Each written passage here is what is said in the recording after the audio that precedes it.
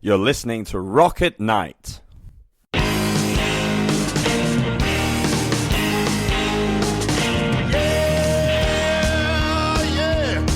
you ready? Hey, tonight I'm gonna take you on a little trip. We're going down south by the mighty Mississippi. I'm gonna take you to a place where lights never dim. Bring your mother, your brother, and your best friend. I'm gonna show you where they dance out in the street. They'll tell you all about your body heat. Not gonna talk about it, just gonna do it. Get on down, if you feel up good. Now, get on down. Cool, let's get started. Do you want to introduce yourselves or go around? Yeah. I'm Elliot. Would you play? Play keys. Hey, I'm Scott and I play the drums. Will, and I'm the bass. I'm Zach and I play guitar.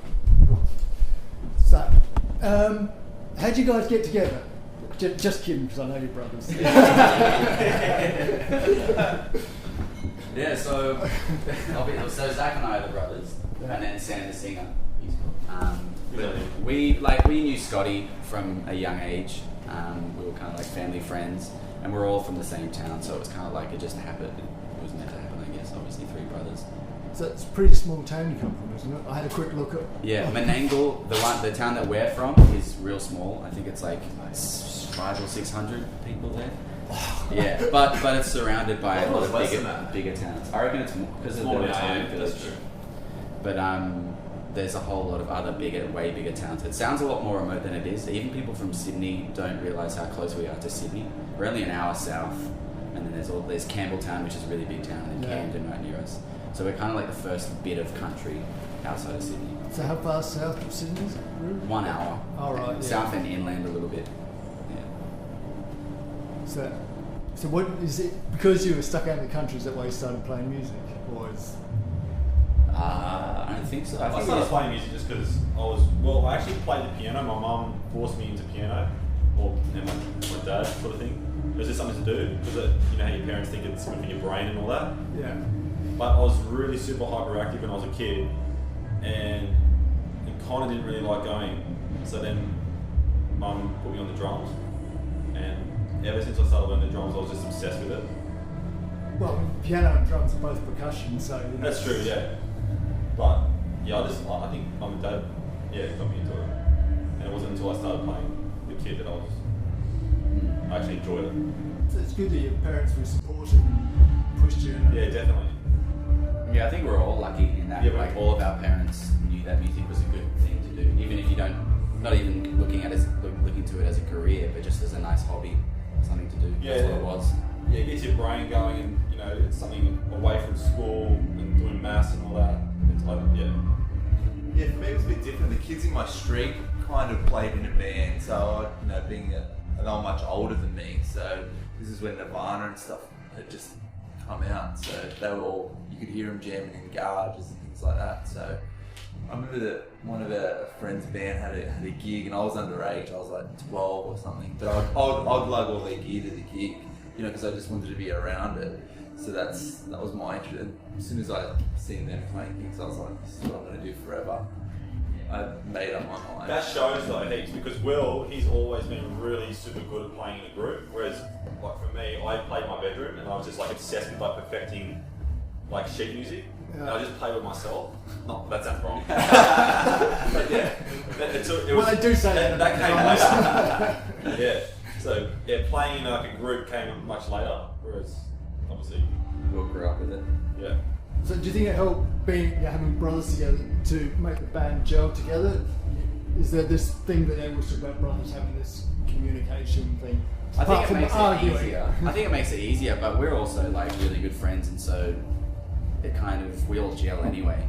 And if anything, if there's a clash between the brothers, it's nice to have these guys because they're not margins. Like we can we'll all like agree on the same thing, and these guys are like, well, hang on, no, you're wrong. But it does give the band good direction. Like I would never have written music or so much. It's very like, I think the brothers have a better idea of what the sound should be, whereas I think Will and I are a bit more open to too many genres. So they kind of keep us the Rubens, and then we kind of give it a flavour. Give it a bit of Yeah. If that makes sense. I don't know if it does. Yeah. So, I mean, Australian music doesn't really travel outside of Australia, does it? I mean, you get a few well-known bands. And Yeah. then Yeah, we're going home they're next week. generally not the best bands from Australia, I've always found. I mean, okay, there's exceptions, AC/DC, who are mostly English anyway. Yeah. And... Tame Impala, do you like Tame Impala? Yeah. Yeah. I'm thinking of some of the older bands as well. Okay, You know, but the bands that really made it big from Australia, like Olivia Newton-John, and people have Air Supply. People have a really distorted view of what Australian music's like, but it's There's quite definitely a different. really It's good scene super there. electronic now. Oh, really? Yeah, there's a massive electronic scene. Not as in dance like music, but just indie electronic kind of. But I think that's around the world too. Isn't Yeah. it? We're Germany, very stuff good at like it. I that. They've feel like- always been focused in that electronic, genre. As in bands though? Like, I think that's just the Australia- way the world's going. Yeah, Like, particularly you know. Australia. And I thought that was one of the selling point, but that we were kind of one of the last kind of rockier bands to kind of Guitar bands. Yeah, guitar bands. There's not that many guitar bands around. Really? Not the half the festivals we play. It's not. It's more DJ based or electronic. You go on stage and you can't even hear what they're playing. Like if you're backstage, you won't even hear any amps or anything. It's just you like playing SPDSs and pads and keyboards and synth and stuff like that. Because I grew up in Australia. My memory of Australian music is always guitars and drums and pub rock, basically. Yeah. Yeah. So, are you still sort of harking back to those days, or is it just? I think not intentionally, just the fact that we do have guitars and live drums and bass and organ. I don't think we ever when we look at writing music, we'll ever make a conscious decision to try and hark back to anything, because you want to develop and be new and modern as a band and try new things. But we're definitely. We want it to be that hybrid though, definitely. Yeah, we It's definitely always going to be want that, say with the drum kit, it's going to be like a mix between an acoustic kit and then like maybe 808s or different samples and things. But I don't, to get rid of the guitar and like the real drums and anything like that. Not going to happen. That's not going to happen. If a band takes It just the looks real weird as drums, well. they're not a band anymore. Especially live, I would feel super weird personally playing an electronic kit or pads or amps on stage. Is this your first trip to the UK? Now, we came a couple of years ago. We supported a band called Walk the Moon from America. Uh-huh. We did a bit of a tour with them, which was really fun. But we haven't done much of our own stuff. So tonight's really, really exciting for us to be able to play our own headline, and a venue like this is crazy for us. We were blown away when we got the email saying that it was sold out. We're like, holy shit! I was sold out tonight. Yeah. Wow. Yeah, it's really special for us. Excellent. Yeah.